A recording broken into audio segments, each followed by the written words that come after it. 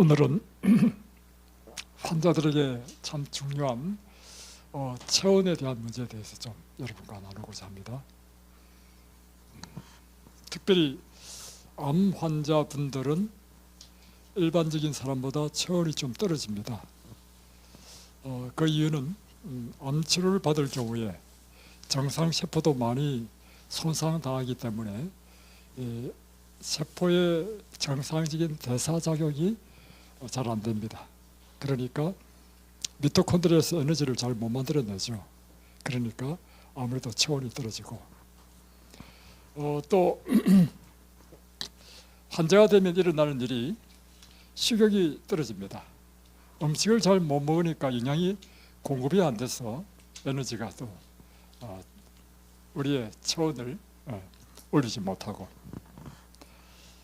다음에 또 환자가 되면 자연히 활동량이 줄어들고 운동을 거의 하지 못하고, 그래서 근육이 많이 소실됩니다. 우리 에너지는 근육에서 나온단 말입니다. 그러니까 다른 사람들보다도 근육이 많이 소실된 이런 환자들은 자연히 체온이 떨어질 수밖에 없습니다. 그런데 체온이 떨어지면 여러 가지 문제가 생깁니다. 특별히 면역력이 뚝 떨어지죠. 그래서 환자들은 체온을 따뜻하게 관리하는 것이 참 중요합니다. 그래서 먼저 체온이 떨어질 때, 저체온일 때 일어나는 여러 가지 우리 몸의 문제들에 대해서 한번 살펴보고, 다음에 체온을 올리는 것이 왜 중요한지 우리 건강에 또 살펴보고, 마지막으로는 우리 몸의 체온을 잘 보존하고 또 올리는 방법에 대해서 오늘 말씀을 좀 드리고자 합니다.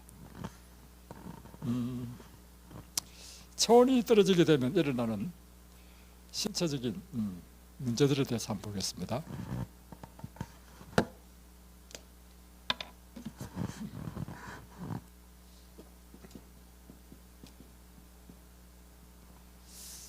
저체온의 경우에 첫 번째, 면역력이 떨어집니다.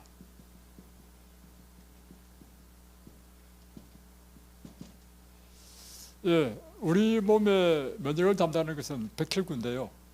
NK세포, T세포, N세포, 여러 가지 B세포, 여러 가지 세포가 있습니다. 그런데 체온이 떨어지면 이 면역 활동이 뚝 떨어져요. 그래서 감기라든가 이런 감염, 폐렴이라든가 이런 감염에 다른 사람들보다도 더 좀 위험합니다. 이 점이 있고, 두 번째는 체온이 떨어지면 일어나는 것이 신진대사가 저하됩니다. 떨어집니다. 사실 우리 공기 중에 분자 활동도 마찬가지입니다. 이제 겨울, 봄, 여름 있잖아요. 그러면 온도가 착 올라가잖아요. 그러면 관찰해 보면요, 분자의 활동 자체가 달라집니다. 그러니까 온도 올라갈수록 우리 몸에도 마찬가지고 이 세상 모든 만물이 마찬가지예요. 굉장히 활발하게 움직입니다. 그런데 체온이 언제가 떨어지잖아요. 그러면 모든 것이 활동이 둔화됩니다.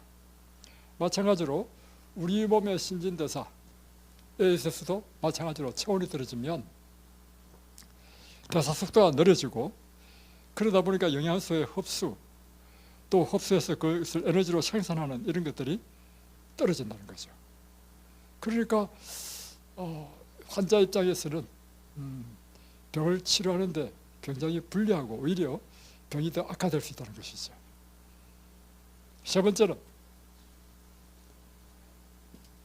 체온이 떨어지면 당장 우리가 알 수 있는 것이 혈액순환이 저하됩니다. 그러니까 추우니까 모든 이 모혈관, 수족에 먼저 차지잖아요. 심장에서 멀리 있는 것일수록 이게 혈관이 수축돼 버리니까 혈관이 혈액이 잘 흐르지 못한다는 거죠. 그래서 건강은 어저께도 우리가 봤지만 피에 있는데 첫 번째는 피의 질이 좋아야 되고 독이 없고 그리고 깨끗한 피가 돼야 되고 두 번째는 피의 순환이 잘 돼야 우리 모든 몸에 산소와 영양분을 공급하잖아요.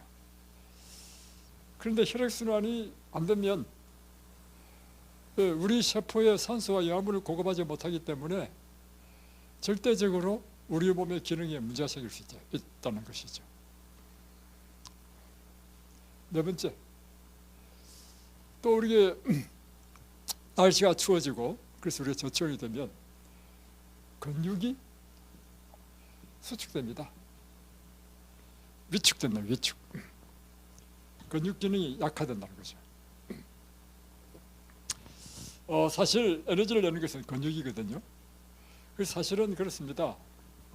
나중에 살펴보겠지만 우리 몸의 체온을 올리는 방법은 사람들이 자꾸 어떻게 하려고 하냐면 외부적으로 뭐 핫팩이든지 뭐 온탕에 들어가든지 뭐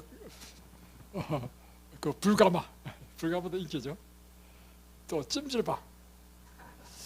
사실 그것은요 근본적인 치료가 안 됩니다. 가장 좋은 치료는요 우리 몸의 근육에서 나오는 에너지로 우리 몸을 대표줘야 근본적으로 이것이 가장 좋은 에너지원입니다. 그런데 이제 몸에 체온이 떨어지면 근육의 기능이 약화돼 가지고 그와 같이 우리 몸에 에너지를 만들어내는 것이 이제 떨어지는 그런 문제가 생기죠. 그래서 경련이나 근육 약화를 경험할 수 있습니다. 마지막 다섯 번째로는 체온이 떨어지면요 정신적인 문제가 생깁니다. 정신적 우울, 감이 들어올 수 있습니다. 또 의욕 상실, 의욕 감소. 체온이 떨어지는 거하고 우울증하고 어떤 관계 있는가? 체온이 떨어지면 혈액순환이 잘 안 돼가지고 뇌로 흐르는 혈액량이 줄어든단 말이에요. 뇌로 흐르는 혈액량이 줄어들기 때문에 우울증이 온다는 것입니다. 의욕이 상실되고. 그래서 이제 일본의 면역학 의사인 이시하라 유미 박사는 이렇게 하겠습니다. 체온이 1도 올라가면 면역력이 5 내지 6배 증가한다. 그러니까 이제 체온을 1도 올린다.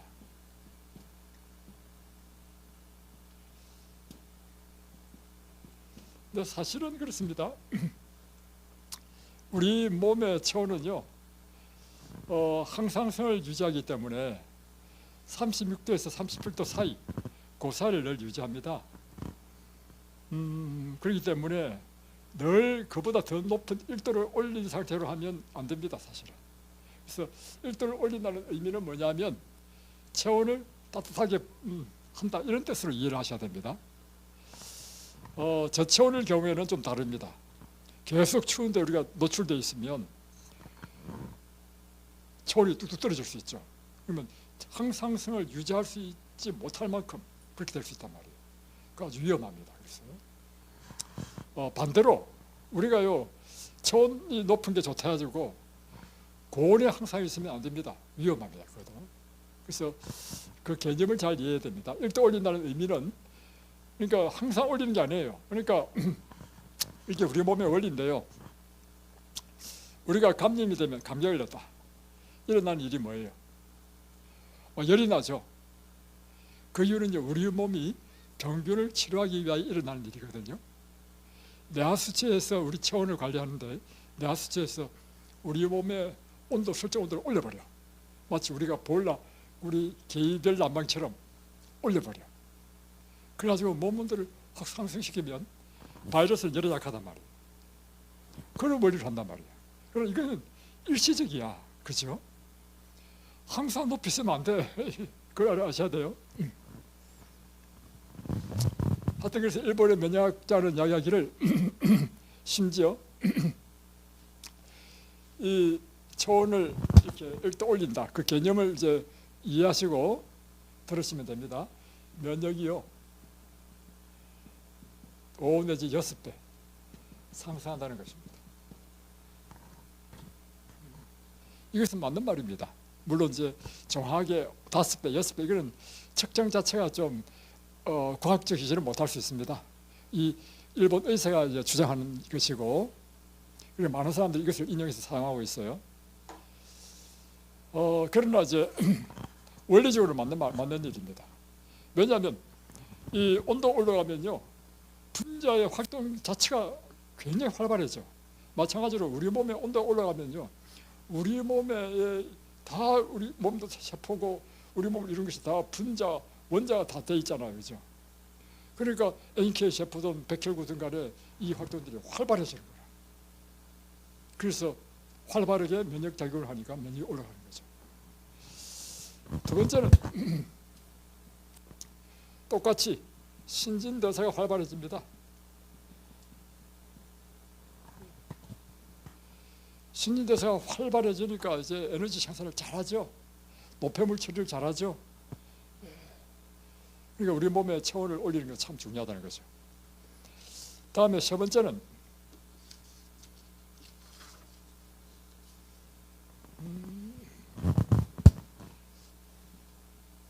혈액순환이 아주 원활하게 잘 된다는 것입니다. 혈액순환이 잘 돼야 우리 몸의 모든 세포의 영양분과 산소를 공급하고 노폐물을 다 처리하고 하는 정상적인 기능이 일어나는 것이죠. 다음에 네 번째는 암 활동이 억제됩니다. 체온이 올라가면. 일반적으로 암세포는 낮은 체온에서 활발하게 정시하는 경향이 있는데, 이 낮은 체온이라는 것은 35도에서 36도. 그런데 이 38도, 39도에서는 38도에서 39도가 되면 이 암활동이 억제된다는 것입니다. 그런데 좀 더 올려가지고 41도에서 43도가 되면요 암세포가 죽어버려요. 이 원리를 이용해가지고 하는 게 뭐냐면 이 열치료입니다. 그래서 옛날에 저도 많이 했습니다. 환자들 많이 해주고. 그래서 뭐 천연치료 방법에 대해서는 제가 다 배웠습니다. 또 옛날에는 열심히 했는데 지금 다 안 합니다. 그런데 목숨 걸지 마십시오. 저 안 하는 이유도 있습니다. 실제적으로 열치를 하게 되면요 이제 수건을 덜통에 이제 물로 막 끓이잖아요. 끓여가지고 꽉 짜. 또 다음에 되면 안 되니까 또 수건을 또 깔고, 이제 밑에부터 깔고 밑에도 하고 위에도 깔고 위에도 덮고, 그다음에 열을 쫙 올린단 말이에요. 그러면 피가요 다 몰립니다. 피가 쫙 몰리면서 안부 여기다 하면 쫙 몰리면서 피는 몰리면 뭐 옵니까? 백혈구, 뭐 NK 세포, T 세포 다 모여가지고 암을 때려 부수죠. 그뿐만 아니라 암 자체가 열에 약해. 그러니까 41도, 42도, 43도에 올라가면 암세포가 죽는 것이 논리적입니다. 근데 조심해야 될 게 뭐냐면요, 암 환자는 그걸 자꾸 받으면 안 돼. 왜냐하면 진이 빠져가지고요 체력이 감당이 안 돼. 수시로도 날마다 받으면 안 됩니다.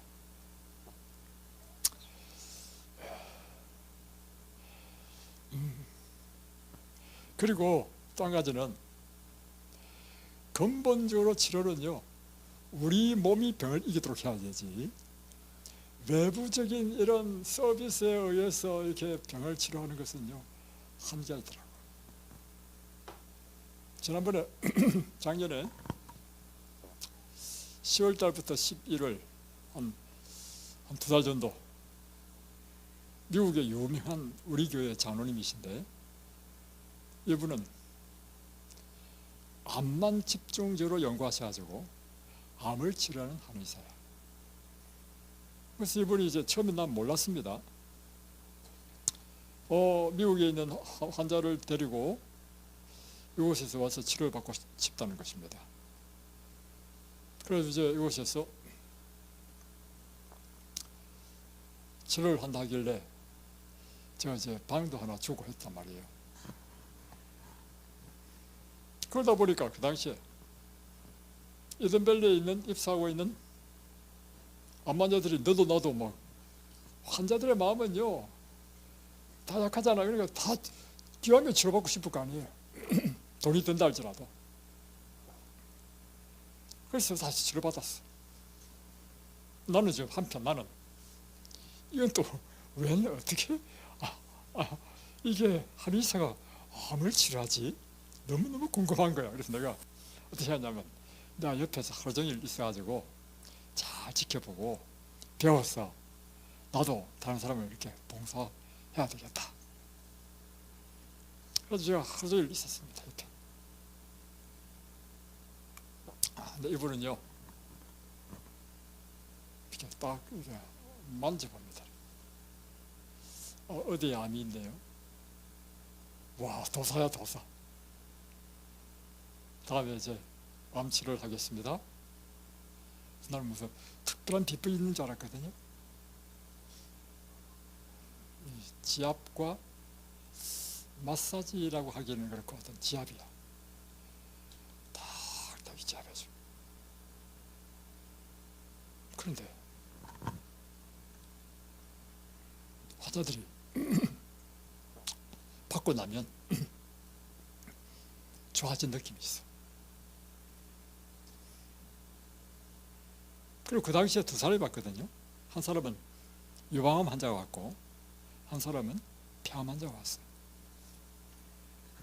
유방암 환자는 수술하지 않은 상태에서 이분에게 했는데 한 2달 정도 딱 치료받고 암이 다 부셨어. 와, 진짜로 암이 낫네. 너무 신기했습니다. 그런데 또 폐암 환자는 또 2달을 똑같이 했는데 안 나. 그리고 점점 더 심해지는 것 같아요. 그리고 이제 안 나으니까 그냥 미국에 돌려보냈어. 그러니까 낫는 사람도 있고 안 낫는 사람도 있더라고.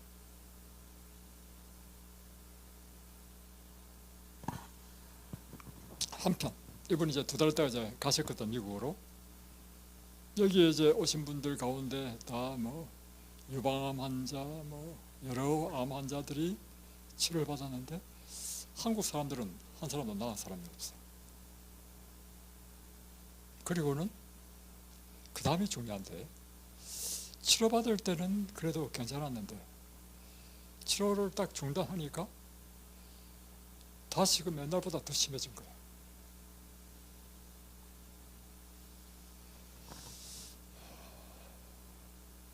그래서 제가 내린 결론이 있습니다. 이와 같이 뭐 수치료라든지 열치료라든지 무슨 치료는 우리가 외부적으로 하는 거잖아요. 이것보다 더 확실한 것이 있는데, 우리 자신의 몸이 우리 자신의 병을 이기게 하는 것. 이것이 내가 그래서 연구를 많이 했다고 해보니까 건강생활의 지혜, 또 의료봉사, 그리고 좋은 음식, 올바른 식사를 해보니까요, 한결같이 뭐냐면 깨끗한 공기, 맑은 물, 건강한 음식 먹고 운동하고 또 적당히 잠을 자고 우리의 생활 습관을 통해서 우리 자신의 몸을 향상시켜서 병을 극복하는 것이 원리야. 그리고 이제 물론 이제 가래법원 기별 2권 보면요, 약초를 사용하기도 하고 또 뭐 숯도 사용하고 하는 게 있거든요. 그러면 비상응급약이야. 그러나 근본 핵심은 뭐냐면, 자 보세요. 비상응급약만 의존하면 안 되고, 그건 우리를 도와주는 하나의 부차적인 것이고, 무엇에 초점을 맞춰야 되느냐면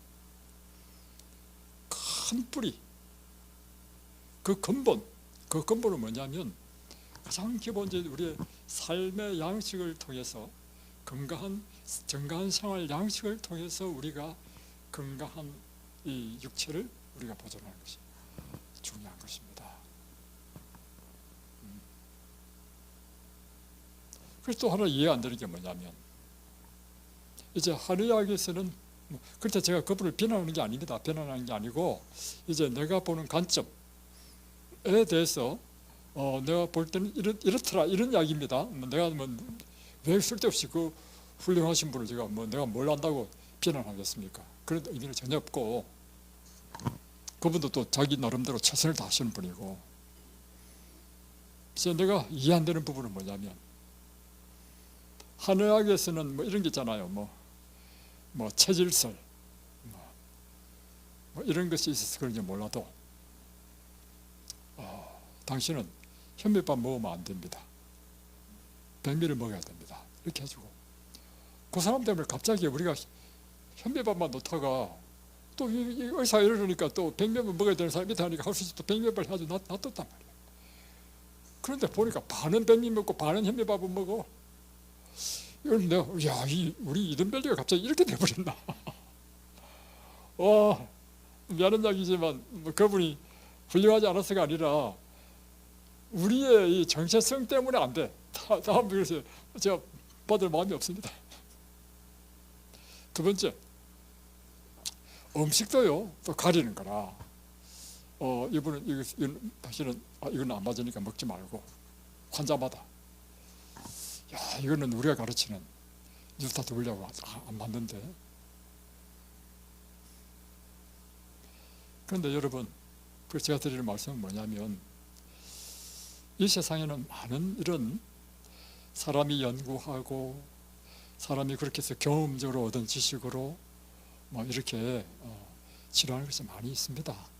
그런데 항상 제가 주장하고 제가 따르는 것은 뭐냐면 그것보다 더 위대한 것이 있는데 그것은 하나님께서 주신 기별, 하나님께서 주신 건강의 방법, 그 방법을 따라야 된다고 저는 항상 믿고 주장하는 겁니다.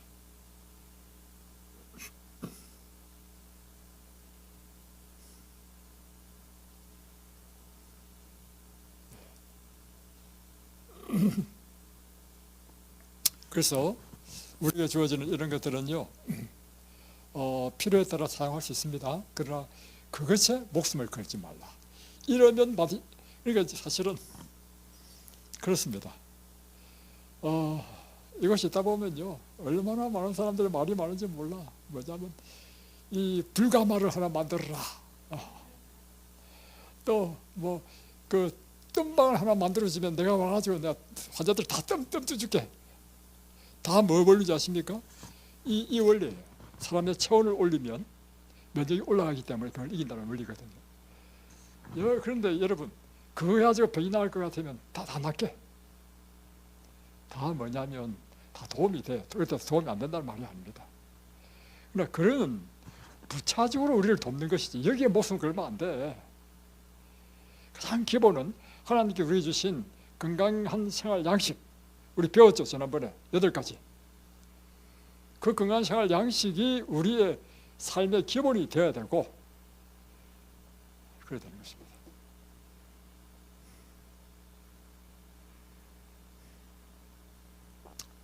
다음에 5번째 우리가 체온을 올리면 독소 배출이 잘 됩니다. 자, 이렇게 되죠. 자, 그러면은 체온을 높이는 방법에 대해서 한번 보겠습니다. 그래서 여러분, 그래서 제가 늘 이야기하잖아요.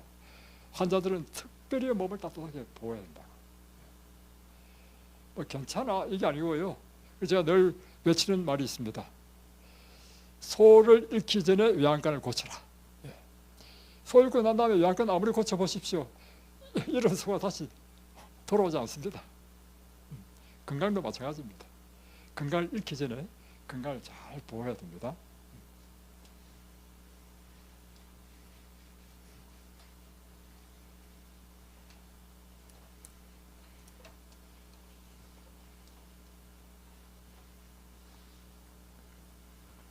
자,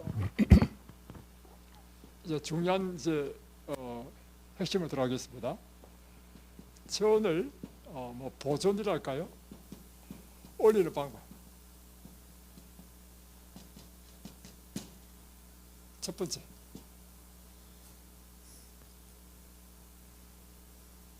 여러분의 환경을 따뜻하게 합니다.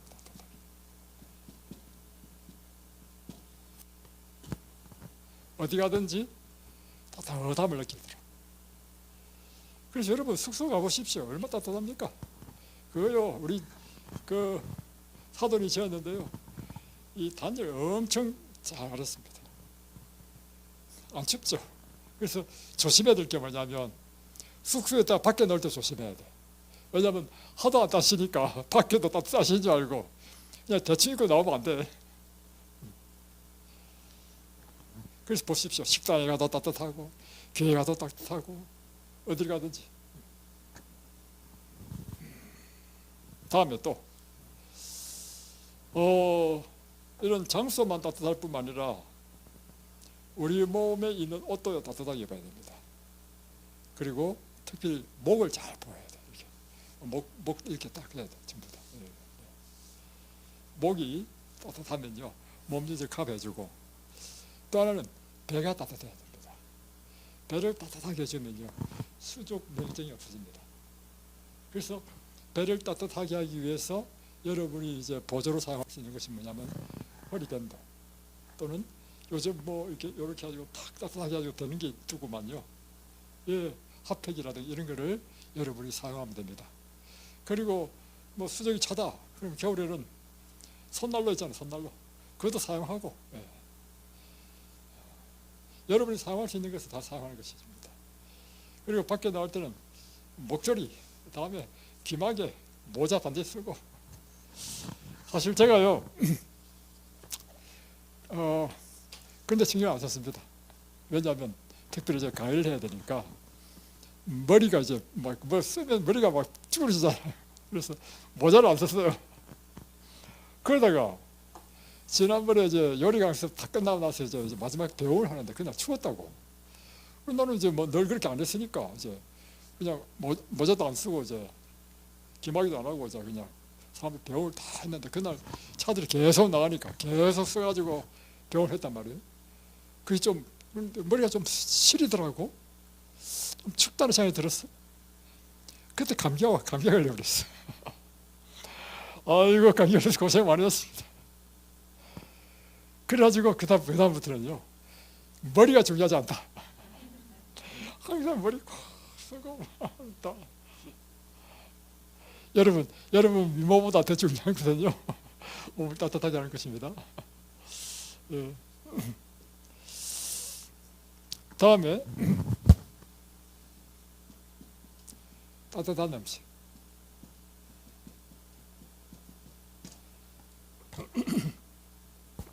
물도 항상 마실 때요 따뜻하게 드십시오. 그래서 겨울에는 보온물병이 기본입니다. 그리고 음식도요 따뜻하게 해야 됩니다. 그래서 아침 식사에는 반드시 수프가 나오죠. 따뜻하게 먼저 속을 따뜻하게 데핀 다음에 음식을 넣으라고 하는 것이죠. 그리고 또 한 가지는 따뜻하게 하는 음식이 있습니다. 뿌리식품들은 다 몸을 따뜻하게 합니다.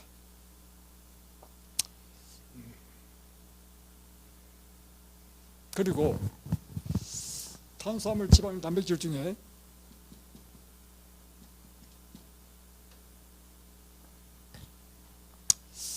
단백질이 소화되는 과정 속에서 일량을 제일 많이 낸답니다. 그래서 우리는 콩우유를 계속 주니까.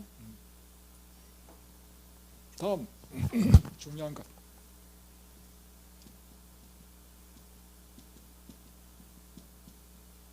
운동입니다. 이게 제일 중요해요. 우리 몸에서 열을 만들어내야 되거든요. 우리 몸에서 열을 만들어내는 것은 근육의 양에 달려 있습니다. 근데 사실 저도 이런 말 하기 자격이 없어요. 사람이 비쩍 말라가지고 무슨 근육이 있겠습니까? 근데 그래도 마음대로 안 되니까 문제지. 그런데 중요한 것은 뭐냐면 여러분, 그래서 운동을 많이 해야 되는 거라. 특별히 근육량의 70%가 이 하체에 다네. 그러니까 다리 운동을 많이 해야 되는 거예요.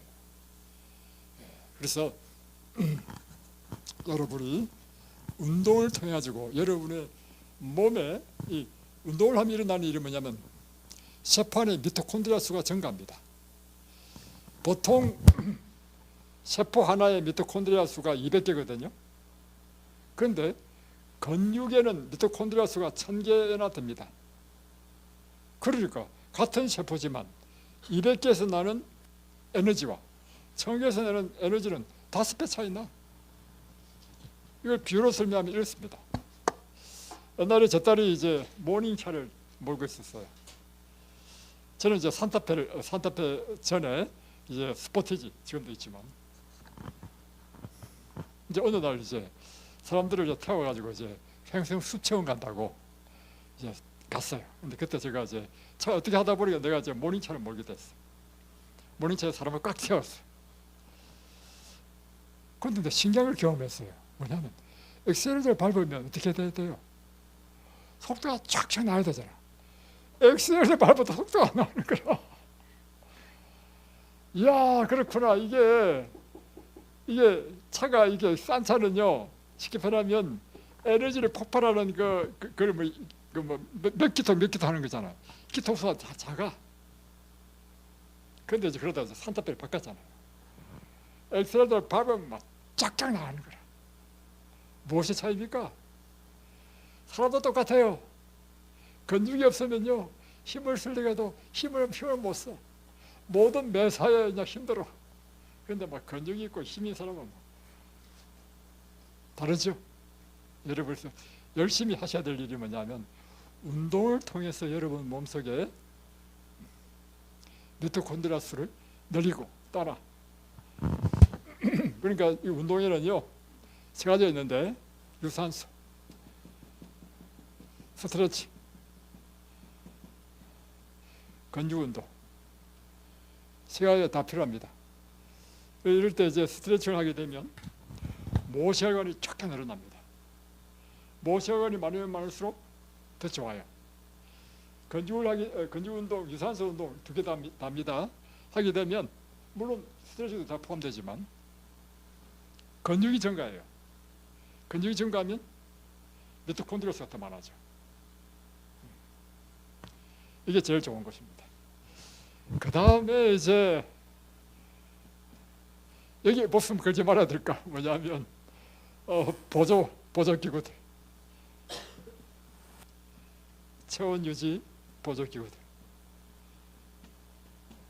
그러나 이게 아주 필요할 때 많습니다. 이것도. 그래서 여러분이 체온 유지를 위한 보조기구를 잘 활용하면 항상 여러분을 따뜻하게 할 수 있죠. 그래서 이제 여러분의 침실에는 다 온수매트를 다 깔아놨죠. 주무실 때 온수매트를 해서 따뜻하게 하라고. 제가 그런데 자보니까 이렇더라고. 한 35도 이렇게 처음에 모르고 했단 말이에요. 더워가지고 막 이불을 차버리고 깊은 잠이 안 들어. 나중에는 나 같은 경우에는 이제 환자가 아니라서 그런지 몰라도 한 29도 이렇게 하니까 딱 좋아. 나중에 제가 자료를 보니까 이렇게 돼 있더라고. 사람이 잠을 잘 때는요, 자연히 혈당, 체온이 다 떨어진대. 그래서요, 한 0.5도에서 1도가 떨어질 때 체온이, 그때 깊은 숙면을 취한다네, 사람이. 오히려. 그리고 깊은 숙면을 취할 때 멜라토닌이 쏟아지면서 몸을 치료한다는 것입니다. 그러니까 잠잘 때 너무 덥게 자는 것이 또 좋지 않는 거라. 그렇더라고. 그래서 우리 몸은요, 참 놀랍게도 뭐냐면 잘 때가 되면요, 쉬어야 되니까 모든 기능이 다 떨어집니다. 혈압도 떨어지고 혈당도 떨어지고 체온도 톡 떨어져. 그러다가 이제 깊이 잠자고 나서 아침 해가 뜨잖아요. 해를 직접 보지 않는다 하더라도 우리 몸은 인지를 해. 해가 뜰 때쯤 되면요, 코티솔 호르몬이 나와가지고요, 혈당이 쫙 올라가, 혈압이 올라가, 체온도 올라가. 하나님께서 이렇게 만드셨단 말이에요. 다음에 이제 아까 이야기한 것처럼 이제 핫팩이라든가 이거 필요할 때 꼭 쓰셔야 됩니다. 그리고 이제 그 이야기를 한번 좀 드려야 되겠습니다. 이곳에 이제 입소를 한 달, 2달 했나 한 분이 있는데, 입소하기 전에 전화가 왔어. 목사님, 거기는 그 주변에 의견이 없으니까 주변에 뭐 불가마 이런 데가 가까이 있습니까? 묻더라고요. 없는 것 같은데요? 이렇게 이야기했어요. 알고 보니까 이분이요, 저 아랫지방에서 오신 분인데, 날마다 불가마에 가가지고 날마다 있는 사람이라. 물론요, 보세요. 열을 받으면 혈관이 팽창하고 컨디션이 좋아요. 그러나 그것이 맞들이면 안 됩니다. 궁극적으로 그렇게 해서 우리 몸이 치료되는 것이 아니고 우리가 의존적이 돼요. 그래서 예를 들면 마사지도 마찬가지입니다. 마사지하면 효과 좋죠. 근데 이것도요, 필요할 때 딱 써야 되지, 날마다 마사지 받잖아요. 내 몸이 그 다음부터 일을 안 합니다. 외부에서 해주니까. 그래서 항상 아파. 여러분, 뭐 불가마니 뭐 다 좋아요. 뭐 숙덤이니, 또 어떤 분은 이곳이 자기를 초청하면 뜸방을 하나 만들어주면 모든 환자들 다 날마다 뜸도 원래 똑같아. 저울 올리는 거예요. 이것도요, 이것이 중화되면 안 된단 말이에요. 필요할 때 한두 번. 그래서 여러분이 원칙을 정하십시오. 이거 필요하다. 필요할 때는 써야 된다. 그러나 무엇이 이것이 나를 낳았다 이러면 무슨 문제가 딱 생기냐면, 하나님은 한 일이 없어. 사실 우리를 치료하시는 분 누굽니까? 그러니까 여러분,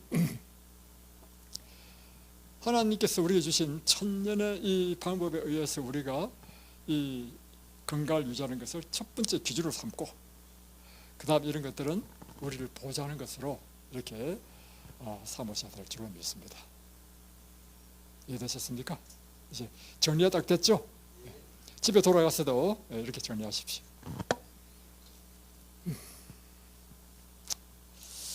자, 오늘 시편 46편을 하겠습니다.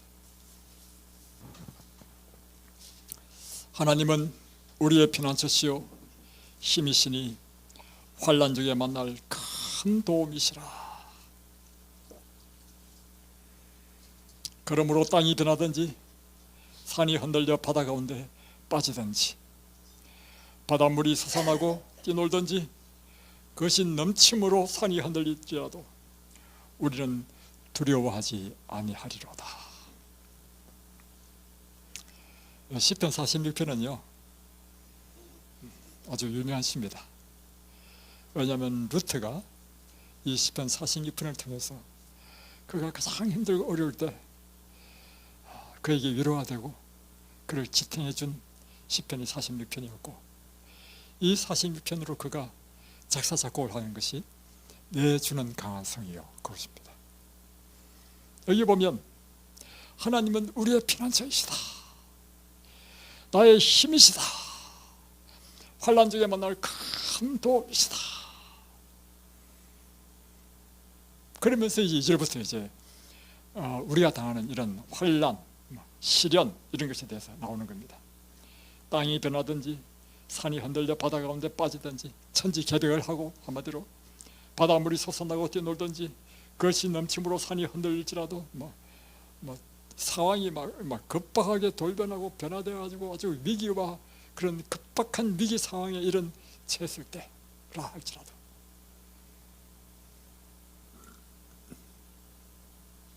그럴 때 그 혼란 가운데서 그 위험 가운데서 우리가 피할 참된 피난처는 하나님이시고 우리를 도우실 힘은 우리 하나님이시다.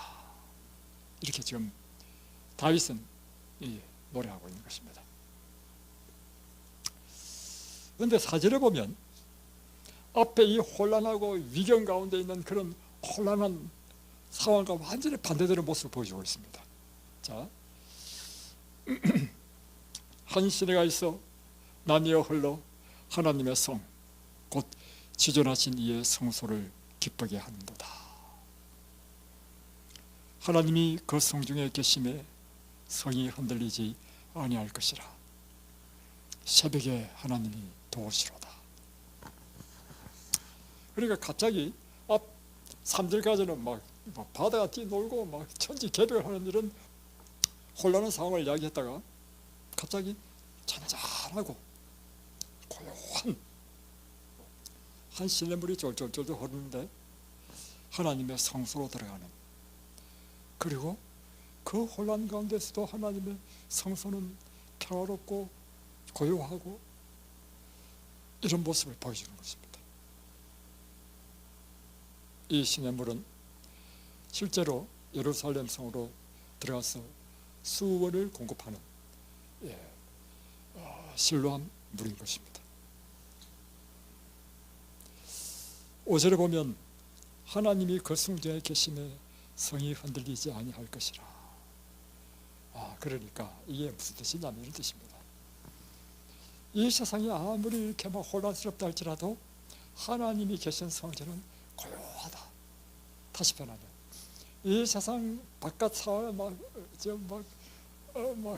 엄청나게 천지개벽한다 할지라도 내 안에 하나님이 계시면 내 마음은 고요하다. 이런 뜻입니다. 그리고는 새벽에 하나님이 도우시리라. 이때 무슨 뜻이냐면 새벽은 언제 옵니까? 새벽은 밤이 지난 다음에 옵니다. 우리 인생의 밤 같은 시련과 고난 이후에 반드시 하나님께서 우리를 도우신다는 것입니다. 그래서 하나님께서는 새벽에 우리를 도우시리라. 여러분의 상황이 지금 어두운 밤처럼 느껴진다 할지라도 이 밤이 지나면 새벽이 온다는 것입니다. 이 밤이 지나면 하나님의 구원을 볼 수 있다는 것입니다.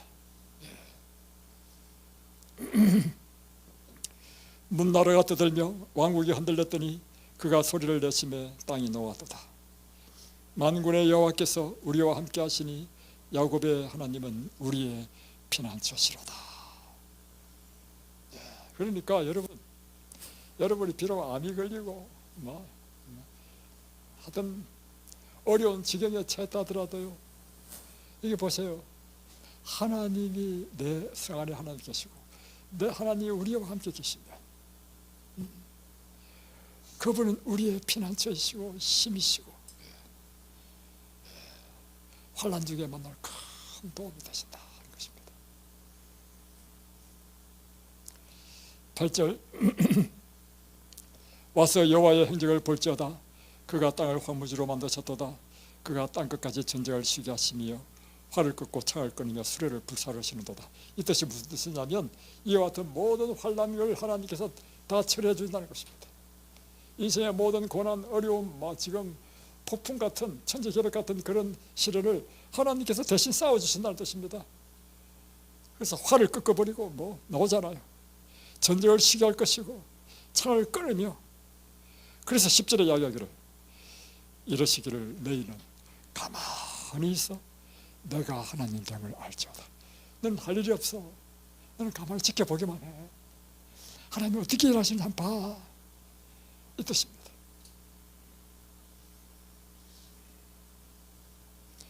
11절 만군의 여호와께서 우리와 함께 하시니 야곱의 하나님은 우리의 피난처시로다.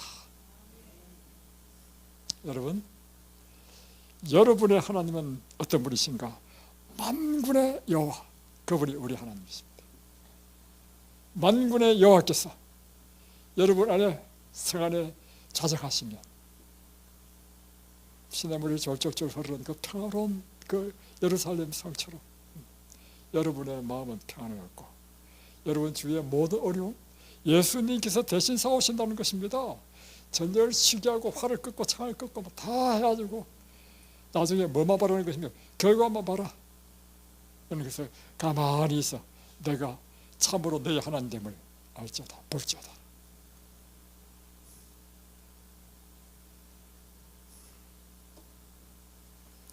오늘 이 하나님이 오늘도 여러분과 함께 하시는 주님이십니다.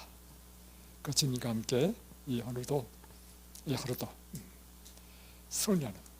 그래서 루트가 노래했잖아요. 내 주는 강한 성이요 또 나의 방패 되시니 큰 환난 속에 뭐죠? 548장. 우리 반주 한번 해주십시오. 같이 한번 불러보십시다. 548장.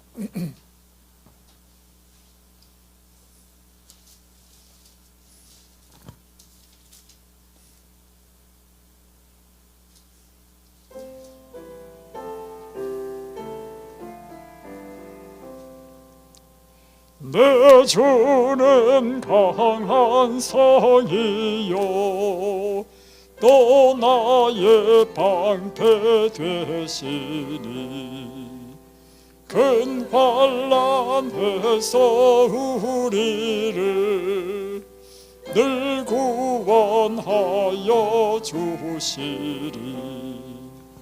옛 원수 마귀는 이때의 힘을 써 괴율과 권세로 제 무기 삼으나 주 권능 당치 못하리.